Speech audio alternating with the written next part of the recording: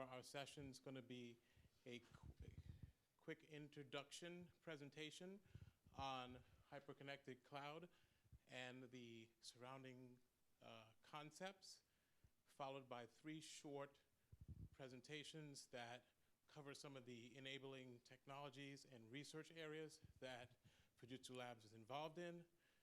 This session is sponsored by Fujitsu Labs. And the first speaker that we'll have up is none other than the president of Fujitsu Labs America, Kato-san.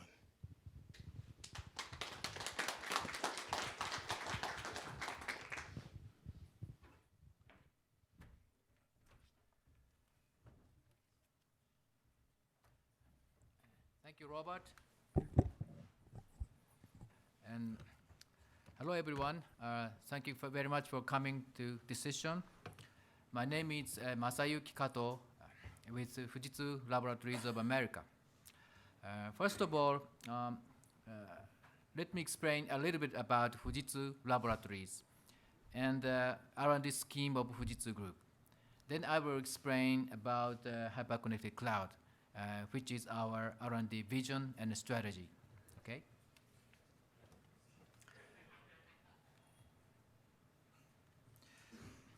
So Fujitsu Laboratories has R&D sites in Japan, United States, Europe, and China. Our roles are to conduct R&D for leading-edge technology across almost all ICT domains with a mid to long-term perspective, and proposing and verifying business models and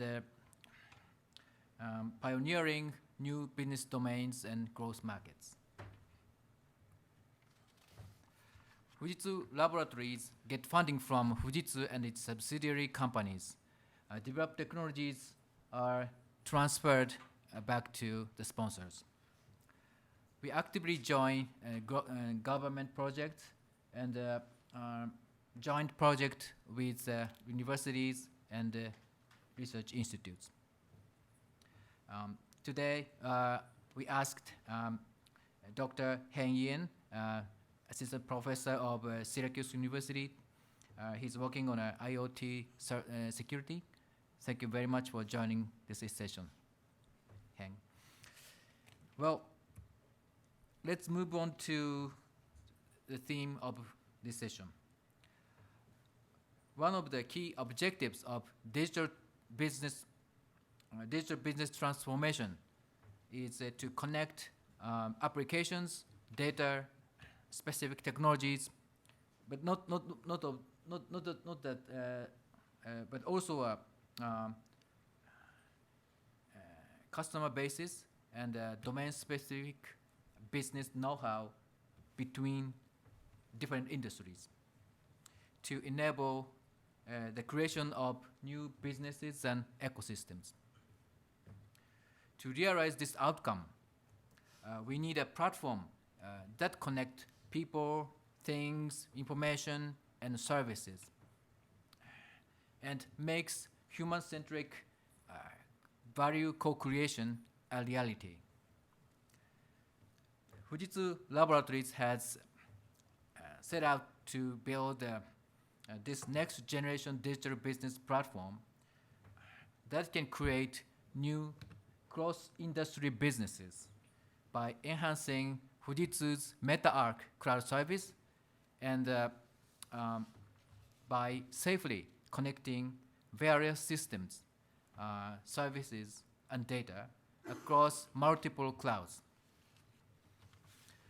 And we named this next-generation platform Hyperconnected Cloud. Fujitsu Laboratories Group is actively working on technologies required to realize the future platform.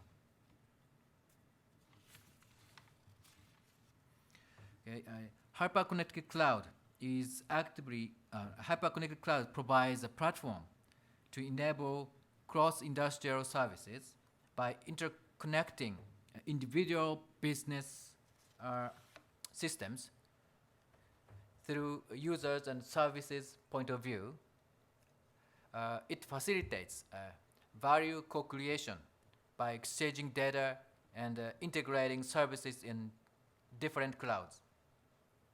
We defined 5 main R&D domains for realization of the hyper-connected cloud. The first one is a service-oriented connection. It simply and swiftly implements the necessary services according to business progress and integrates all kinds of systems from enterprise system to IoT services in order to provide values and competitiveness to customers, system of engagement businesses. And secondly, core front-end network fusion. It's a kind of network concept that seamlessly connect all systems from core to front end for meeting customers' demands. By implementing software-defined or service-oriented networking technology. And the third is a web-scale ICT infrastructure.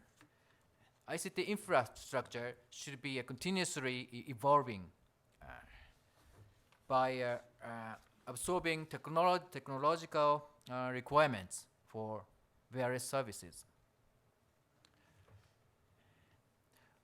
We also try to realize the next generation computing technology, surpassing the limitation of current computing technology, such as quantum computing. And the fourth is artificial intelligence, AI. The platform aims at promotion of intellectual services by embedding AI in all fields of ICT, utilizing our excellent media processing technology. It realizes human-centric AI that can understand 5 senses or feelings of people, for example. And the last one is security. Security will become more and more important in hyper-connection of clouds. We have a lot of activities on cybersecurity, IoT security, and data and privacy protection, authentication, and so on. All of these technologies should be applied to hyper-connected clouds. And that will keep our superiorities in business competition. So it's about the hyper-connected cloud, and I hope you understand Fujitsu's direction. And today, 3 speakers will give short talks about their activity for parts of hyper-connected cloud. Thank you. This is my part, and maybe would you like to introduce? Yes, please. Thank you very much. Thank you, Kudo-san. Our next speaker will be Wei-Ping Chen from Fujitsu Labs. He'll be covering AI.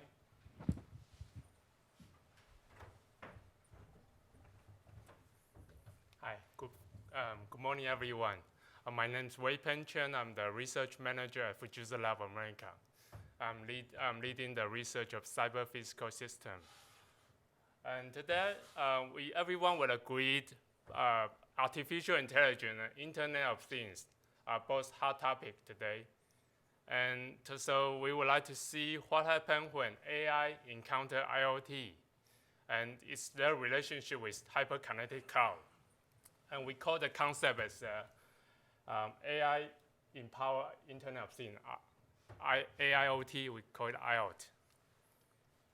So in my view, there are 3 general trends in IoT. First, things will become more intelligent because of advance in device technology from computation, storage, and power consumption. Second of all, the number of things and here will grow fast. Not only will we see more new type of things, but also each of us will use more connected device.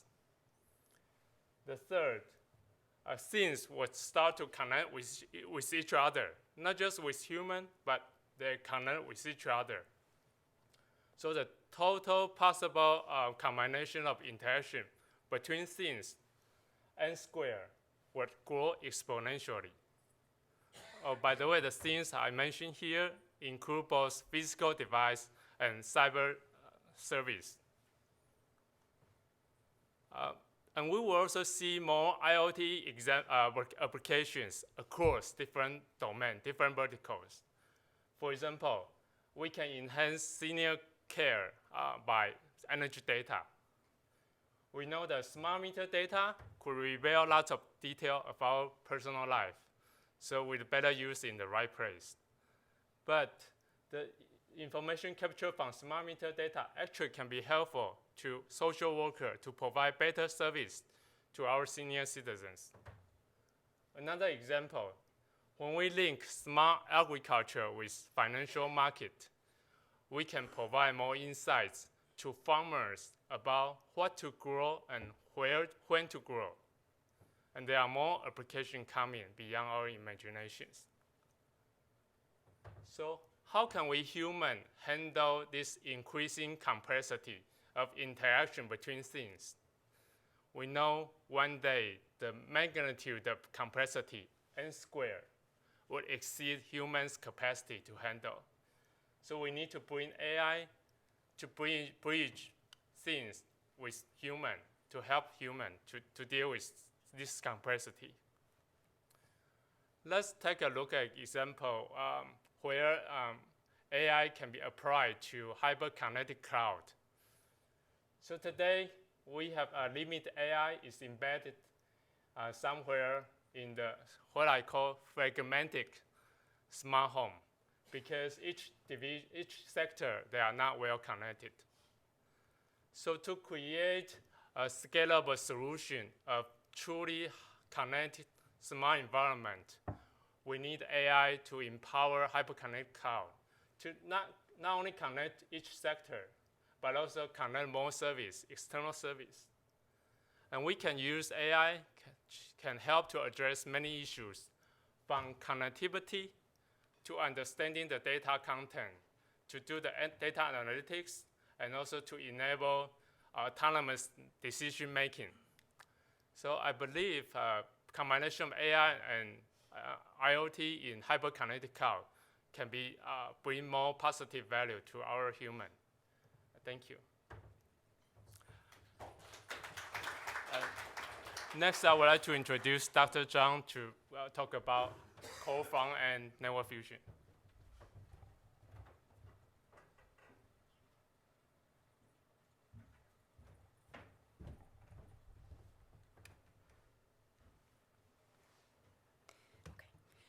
Good morning, everyone. Now let's talk about core front-end network fusion. Network infrastructure typically consists of front-end, metro, and core networks. By 2020, there will be billions of IoT devices connected to the network. As cloud applications are widely deployed, geographically distributed data centers are connected to the network, providing computing, storage, application resources.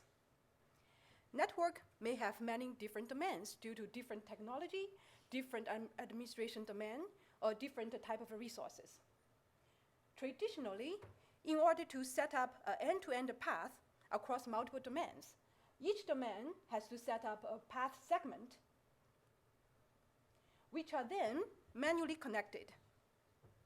This process results in long setup delay, lack of agility, and limited scalability. To achieve hyper-connected cloud vision, automation is required to provide end-to-end connectivity.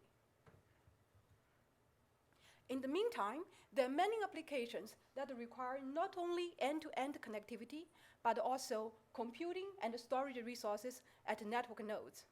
One application is service function chaining. Service function chaining may chain service functions across multiple domains from the front end, metro, and core.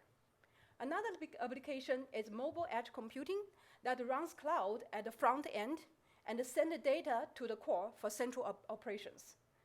Another IoT applications that not only connect IoT devices at the front end, but also send the data to the core for data analytics. Those applications require composite service. We also call it a networked service that consisting not only end-to-end paths, but also computing, storage, or application resources, or even IoT devices.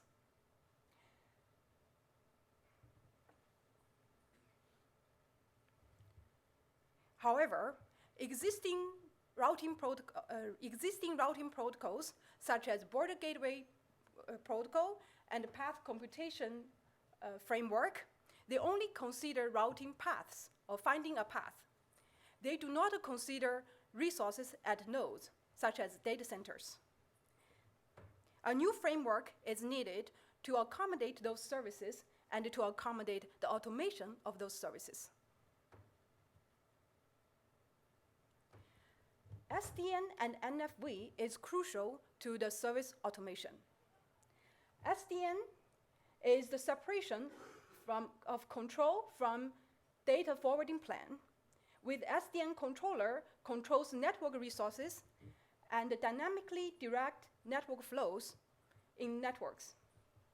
And NFV is the separation of software from hardware, with NFV manager managing the virtualized node resources. And the orchestrator allocates and instantiates not only network resources, but also node resources. And SDN, NFV, and orchestration enables network softwareization, providing benefits of automation, agile service creation, rapid innovation, and generate new revenue. Our current research focuses on orchestration for end-to-end services. We propose distributed orchestration framework where each local orchestrator manages and controls the local resources for agility and confidentiality. We use vertex-centric distributed computing to optimize resource allocation while guaranteeing quality of service for end-to-end services. The vertex-centric distributed computing is used for social network problems or web-scale problems, and we apply it to solve large-scale network problems where each vertex can represent a network node.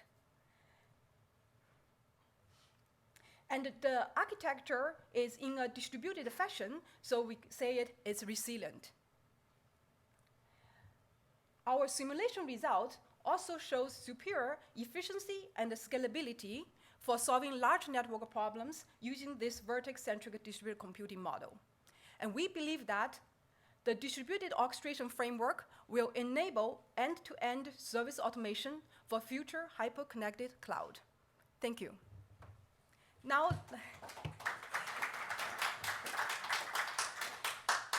let us welcome Professor Yin.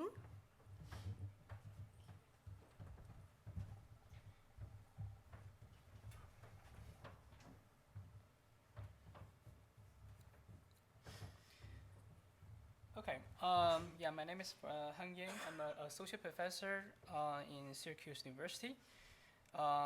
My research interest in computer security in general. I'm in particular working in malware defense, analysis and detection, and vulnerability discovery in traditional PC and the mobile application, and now started to look into the IoT security. So today I'm going to talk about some thinking, when we are going to develop such a hyper-connected cloud environments, so what are the security problems we may face in the future? So let's look at this big picture, right? So when we have this hyper-connected clouds, there are security problems in many different perspectives. The first thing come into our mind is the data security. We're going to collect and process data from many different sources. So definitely secrecy and privacy is a huge concern. we have studied this problem for a long time, but in this new setting, we are facing larger scalability and a higher complexity. And second, network security, right? We have these cloud environments with collect many more devices in such environments. So authentication, also the access control, IDS, IPS, firewall, all these techniques, technologies, but we have to deal with such a heterogeneous and diverse devices and the networking. So it's also a big challenge. Cloud security, now we have solutions like a virtualization, and we start to look at multi-party computation. And also we have like a hardware support, like the SGX extension from Intel processor, and also have lots of research in side channel attacks, in cloud environments. So it's going to continue to be research problems in the future. Mobile security, right? We have done some app analytics to detect and analyze malware and find the vulnerabilities in these applications. So we're continuing to solve this problem. IoT security, which is kind of special, although we have the same problems like vulnerabilities, malware, privacy leakage, but how to solve these problems in IoT device seems to be unknown. Okay, I'm going to talk about why. So IoT security, we meet new challenges. Challenge one, number one, so we have very diverse hardware and software platforms. We have, many different kinds of CPU architectures, instruction sets, and also for software platforms, we have, things as simple as a PLC codes or have the code that actually run on certain operating systems. So how to deal with all these, platforms seems to be quite challenging. And challenge number two, these IoT devices have very stringent hardware resources, right? So the very, low-end CPU and a very small storage and memory, and also they are backed up by battery. So this is a challenge. And also the on-device hardware protections also minimal or nothing, which means it makes it easier for attackers to get into the device, and that's a big challenge. And challenge number three, the firmware, the code running on IoT devices, tightly coupled with the hardware, right? Unlike the software we're running on PC and the mobile platforms, we can easily take them out and perform analysis in virtualized environment, which means it's really hard to test and debug or perform security analysis on those devices. Challenge number four, I call it firmware is not so soft, which means it's not software, right? It's hard to retrieve from the device and also hard to upgrade them, at least for legacy devices. I have seen some new software platforms that make this upgrading more easier, but we have to see these things come into our reality. So let's think about what may work, what may not work. All right, on-device runtime monitoring, like antivirus, clear doesn't work, right? It's unacceptable runtime, memory, and storage overhead. We're not going to see antivirus on IoT devices.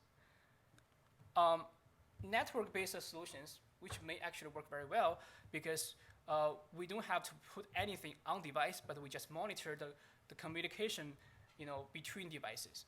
So, which makes it even more promising is that each device does very simple tasks, right? Unlike the PC or mobile phones. So, makes it easier to model, to infer, to regulate what should be transferred between devices and things like that. So, so we can predict that network-based IDS, IPS will become very practical in the future. But the key is that we have to understand the IoT traffic, all right? for the protocols, network protocols running on the mobile apps, I think we have good understanding. But for IoT device, I mean, again, comes from the diversity of the devices. So we may have some challenge to scale up to, understand, parse the IoT traffic. And then let's look at the security on devices, right? So one potential technique we can think about is the code hardening or patching, right? So we can generically harden the code so that it doesn't, it disabled vulnerabilities may exist on the on device. Or once we found the vulnerability, we can selectively patch the code to remove the vulnerability, right? So the challenge comes from we have to make sure the addition that we put on the code has to be very small, so that it incurs very small runtime overhead, code size increase, and the memory overhead. Okay. And another challenge is that we have to rely on very few assumptions on hardware level. Again, because the hardware level protection is nearly nothing. So, which means if you're patching or hardening rely on certain features like data execution prevention, address space layout randomization that exist on desktop and mobile platforms, they're not going to be there. Another thing to think about is the vulnerability discovery or scanning using static or dynamic code analysis, right? It is possible for some common platforms, but again, to have full coverage for all IoT devices seems to be very challenging because, again, so we have to support multiple CPU architectures, and also we have to correctly model or simulate the hardware level constraints. That seems to be quite challenging. So my lab has accumulated, extensive experience in this code hardening and vulnerability scanning and the malware detection in traditional platforms. Now we started looking to the IoT devices, and we have ongoing collaboration with the Fujitsu Lab. Let's look at one particular example, right? So how can we scan for known vulnerabilities in IoT device firmware images, okay, at large scale, okay? So here is one example. If you look at this left-hand side, so this is a Heartbleed vulnerability. We have, known this for a few years, right? It's a very scary, story. So let's say we found this vulnerability, right, from the code review. From a source code, we also identify the function, binary function from x86 platform, which is very common. But now we need to know whether the same vulnerability exists in our firmware images. So some of them may be, MIPS, some are maybe ARM, some are maybe even unknown. So how can we find these vulnerabilities in those devices, right? We have to maintain very high scalability, which means we have to scale maybe millions of images, right? We have to achieve very high accuracy, so we don't want to have very lots of false positives to go through.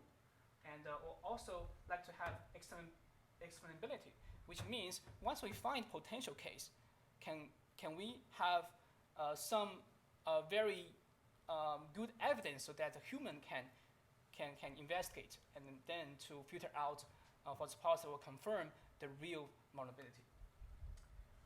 In this case, we can see from this example that this is essentially a cross-platform code search problem, and we have very different instruction set. You see the instructions are completely different, and even the control flow graph. All right, control flow graphs are also different. Okay. So how are we going to solve this problem? We have some promising results. The first solution, we perform what we call fuzzy graph search to achieve scalability, which means we're not looking for exact graph match. We look for similar graphs, okay, fuzzy graph search, but we can still maintain very high accuracy and achieve the search extremely fast speed. So this is just some overview. We start from the control flow graph as a raw feature. We start to encode the raw feature into high-level features, and then we perform the fuzzy search, which is our search engine here. So we can search vulnerability, a vulnerability in a large volume of firmware images, or we can search one image for a number of vulnerabilities. Right? So there are two search scenarios. So just give you one highlight. So for example, if we search for heartbeat vulnerability in 10,000 firmware images, we can achieve it in 3 seconds. And then we can still maintain very high accuracy compared to other solutions. Solution number 2. So here, once we find these potential candidates, we want to provide enough explainability or good evidence so that human can confirm what's going on for these candidates. So in this case, we need to perform deeper analysis. Here, we propose to extract what we call conditional formula. All right. So we leave the binary codes into some intermediate representation, and then we construct these formulas and perform the formula level matching. Okay. So here's the example. Here's an example for the hard lead vulnerability, right?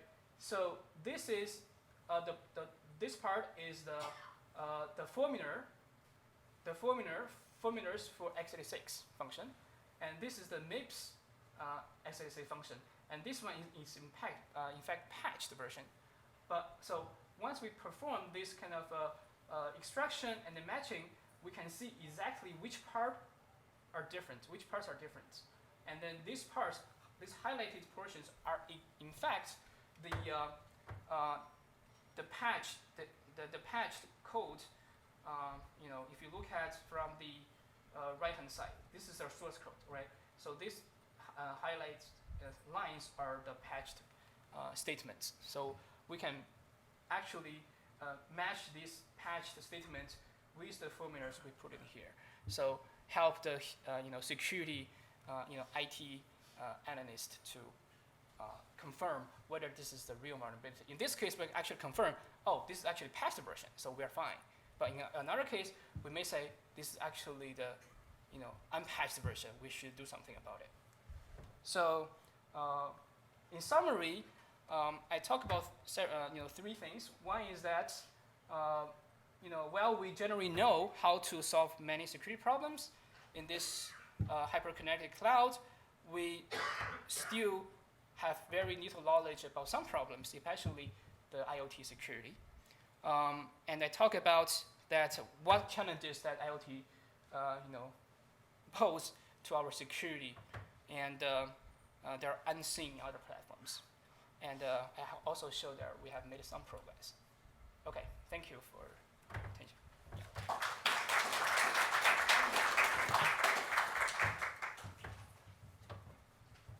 Testing. At this time, I'd like to invite our presenters back up. What we're going to do is have a question and answer session where you can get to ask these great innovative minds some questions about their research.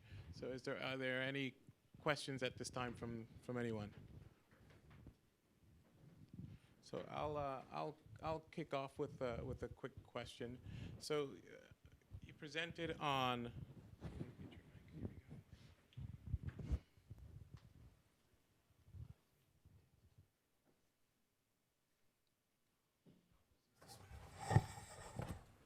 So you presented on some of the different security issues that we have, as well as some ideas about how we might solve them. How do you think, or what kind of technology, or how do you envision rolling out the patches once you identify them, given the scale of the number of devices that will be deployed? Are you talking about in particular the patch, the vulnerability search problem? Mm-hmm. So in this case, we want to solve 2 problems. One is that we have discovered many existing vulnerabilities, right? In particular for, let's say, OpenSSL, there are actually hundreds of vulnerabilities already discovered, okay, in other platforms. So now we want to see for the IoT devices we deployed in our network, do we have them, right? If we have them, we have to fix them at ASAP. Otherwise, we're going to be attacked, right? So another problem is that we discover new vulnerabilities, along the way in the future. Maybe, let's say next week we discover another problem, right? Another vulnerability. So we want to immediately see, do we have this vulnerability in our devices, right? So we want to achieve very high scalability because we have so many devices on our network. We cannot spend like a week or month to scan them. The existing solutions, I mean, there are some research, papers or prototypes, if you count, I mean, by numbers, they're going to spend like years to scan them. That's clearly not gonna work. Yeah. Okay. Kato-san, can you give us just an example of how connected cloud works? As maybe a use case of a hyper-connected cloud. So, maybe let's imagine you encountered a traffic accident, and fortunately you got injured seriously, and you need a medical treatment as soon as possible. So the sensors that you are wearing can detect the change in your condition and call an ambulance, for example, and maybe the sensors continue to send data to the paramedic on the ambulance, and they will be ready for the first aid before arriving at the location of the accident. And at the same time, maybe a traffic signal system will optimize the sequence of signal to make ambulance take you to the nearest available hospital as soon as possible. And the doctors in the hospital can know your condition from not only from sensors but also your health data on the cloud, and they will be ready for the medical treatment, and they are waiting for your arrival to the hospital. So this is a very simple example, but to realize that kind of service, you need to integrate different systems, different services in different clouds. So the hyper-connected cloud can do this. So maybe you can imagine what's going on with the platform. It seems simple, but it's difficult to realize. And maybe we need not only a technical issue, but we need to solve some other issues like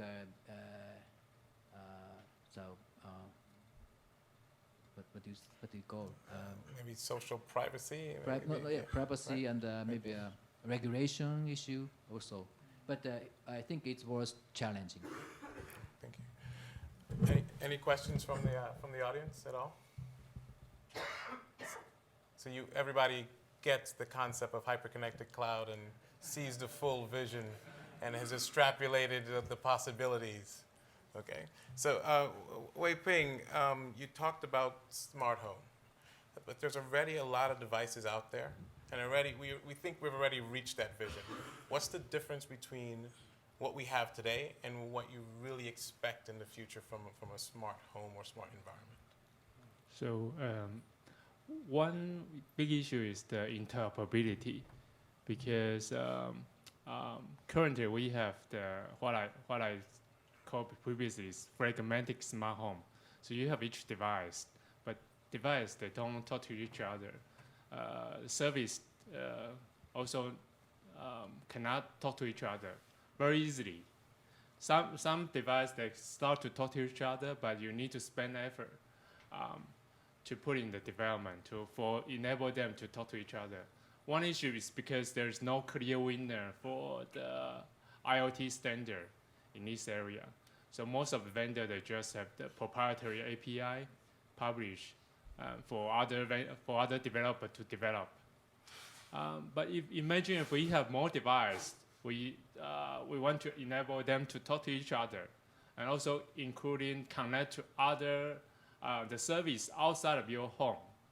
For example, your automotive, your vehicle, any other service outside of your home, that require lots of effort of development. So that's the reason we kind of propose using AI to kind of ease the pain of developer and try to scale up the solution to accelerate the development and to create a more scalable solution. Okay, thank you. Joe, you talked about the core and front-end fusion networks. What do you see as a weakness in the current networking systems, and how does your approach look to solve those issues? Current infrastructure or systems is a lack of integration and also lack of automation. And right now, what we do is multi-domain routing. People usually using BGP and or have some path computation engine to routing across multiple domains. And also, as we mentioned before, those routing protocols only consider routing network paths. They do not consider what are the node resources required for certain services, like how many virtual machines we need, how many storage space we need for those applications. And so our proposed framework trying to integrate all resources connected in the network, in the platform, and try to automate the instantiation of those systems together. Thank you. Okay. Still no questions from the audience? All right. Kato-san, many may be thinking but not asking. What's the difference between Fujitsu's vision for hyper-connected cloud and something like AWS? Maybe good question. That a lot of people are worrying what hyperconnected cloud. And hyperconnected cloud is not a single cloud computing service. It's the platform to connect different clouds. So of course you can use AWS and other clouds, but the services you need is spread across different clouds. So by integrating the service on different clouds is the key to have a more comfortable and more effective services. So the integration of different clouds is a kind of a concept of hyper-connected cloud. So maybe in the figure, it looks like a universe. It's the connection of different clouds. So of course you can use AWS and different clouds. So hyperconnected cloud is not a single cloud computing service. The connection is the key.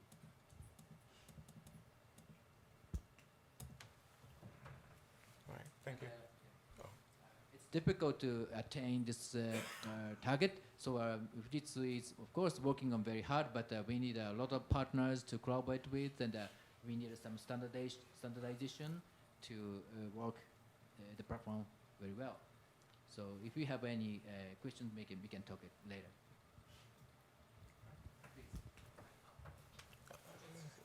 Sirius is going to bring you the mic. Thank you. Hi, good morning. Fujitsu has a worldwide data center network. Approximately how many data centers worldwide does Fujitsu have? And then with your global cloud network in the Americas with hyper-connected cloud, what type of services or applications do you see going to market with first? Service? What kind of service provided in the United States? Oh, but at this point, maybe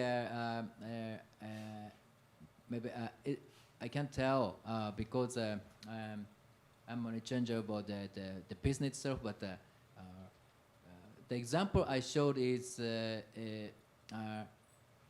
maybe in a financial area or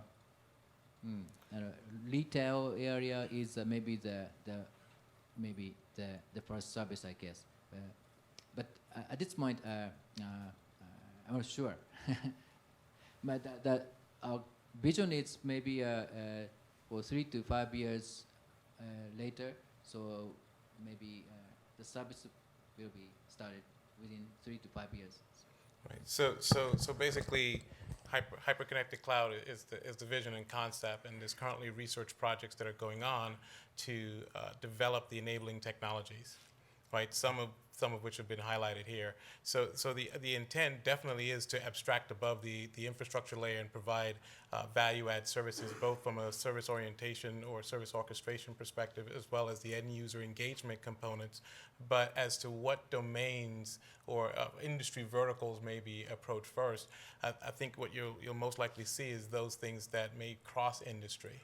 Right, Wei Ping, for instance, his team is looking at AI and IoT across multiple domains and not within a single domain.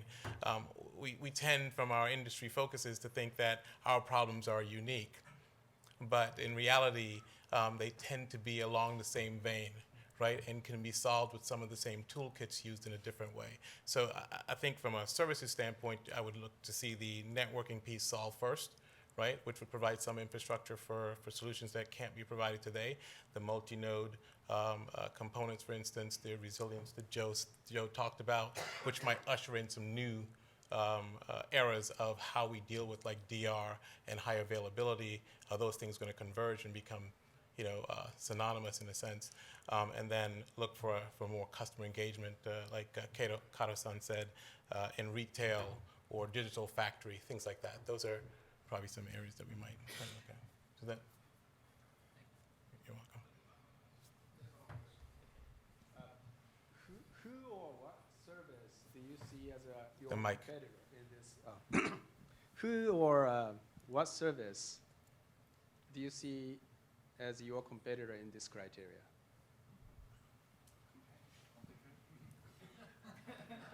Well, I mean, just Are there companies that can compete with Fujitsu? I think the panel is asking.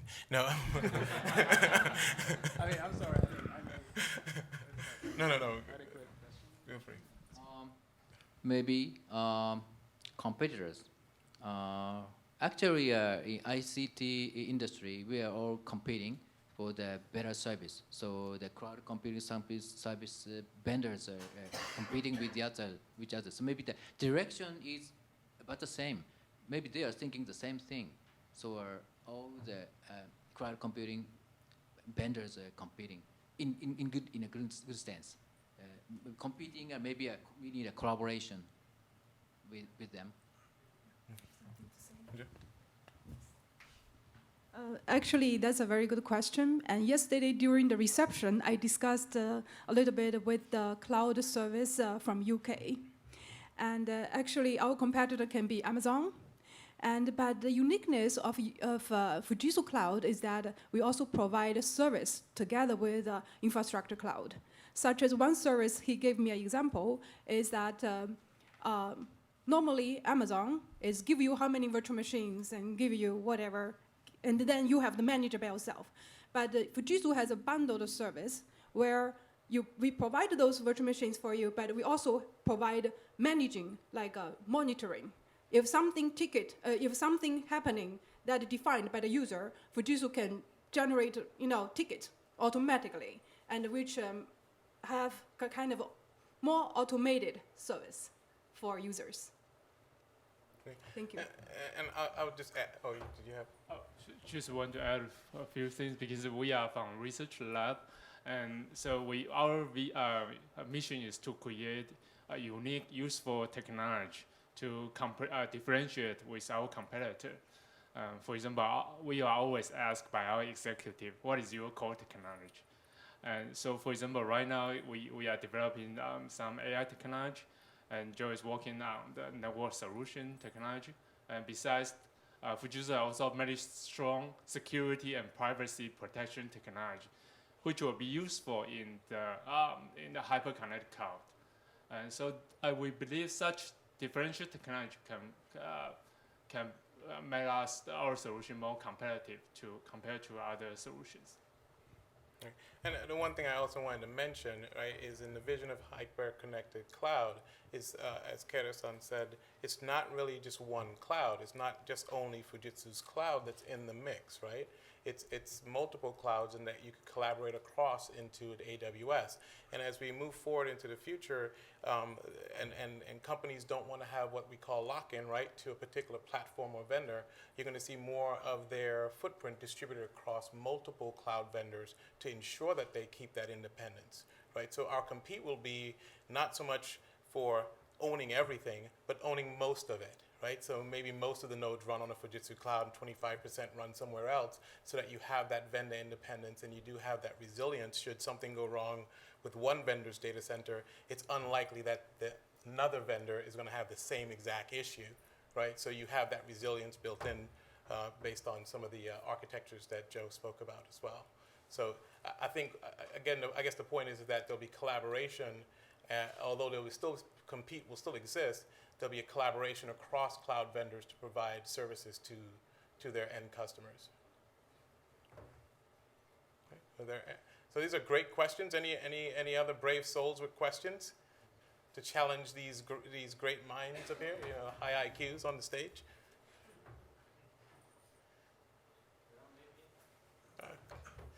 Klaus, Siri is going to bring you the.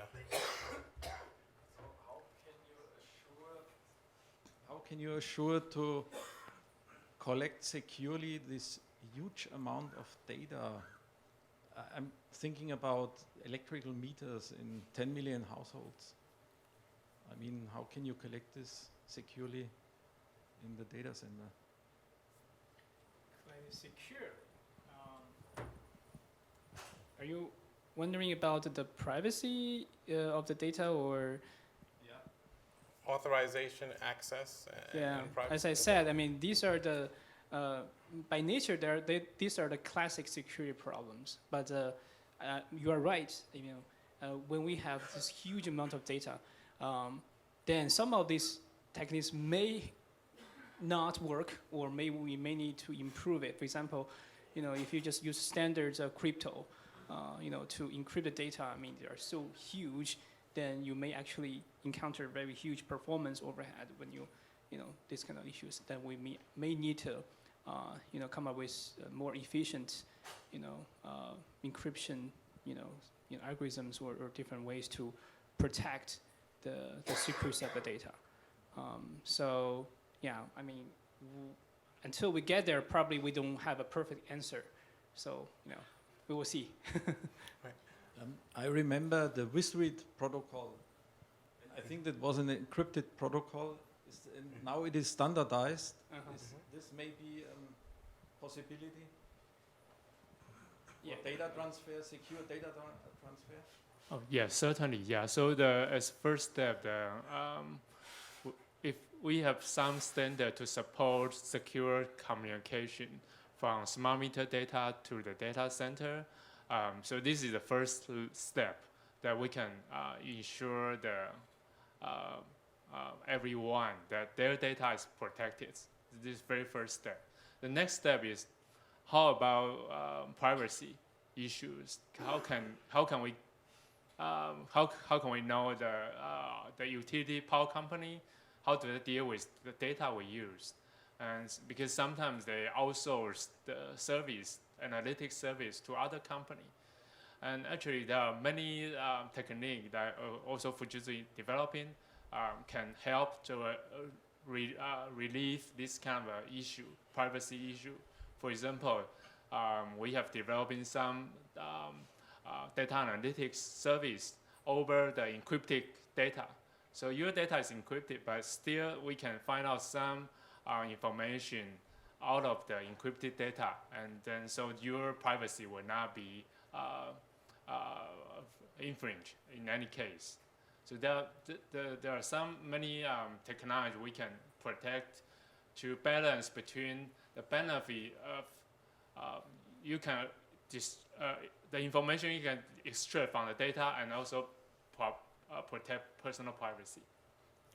So I'm not sure if that demo is here, but so that demo is actually here, where the data is encrypted at rest, and you're able to search and get answers back from the encrypted data. So I think that's a great demo to go see if you have a chance to walk through the halls as well. All right, so it looks like we're just about running over. our time. I want to thank everyone for joining. Kato-san, is there any closing remark that you'd like to make? Thank you very much for a lot of comments.